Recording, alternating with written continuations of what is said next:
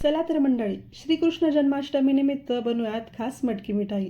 त्याकरिता 10-15 काजू, 10-15 बदाम, 4-5 चमचे किसलेलं खोबरं, अर्धी वाटी साखर, 4 चमचे मिल्क पावडर हे सगळं बारीक मिक्सरमध्ये दळून घ्यायचं.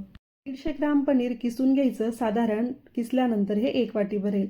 आता दळून घेतलेलं जे मिश्रण आहे ते मिश्रण पनीरमध्ये घालायचं आणि व्यवस्थित असं मळून घ्यायचं. सारख्या आकाराचे 3 छोटे पेढे आणि 3 मोठे असे गोळे बनवून घ्यायचे. आता शिल्लक राहिलेल्या मिश्रणामध्ये 1.5 चमचा चॉकलेट पावडर घालून सगळं व्यवस्थित मिक्स करायचं. त्याचे पण सारख्या आकाराचे 3 गोळे तयार करून त्याची अशी पारी बनवून घ्यायची. तयार झालेल्या पारीमध्ये पांढरा जो मोठा गोळा आहे तो ठेवायचा आणि त्याला गोल असा आकार द्यायचा. गोल आकार दिल्यानंतर साधारण 1 तासाकरता फ्रीजमध्ये ठेवायचं.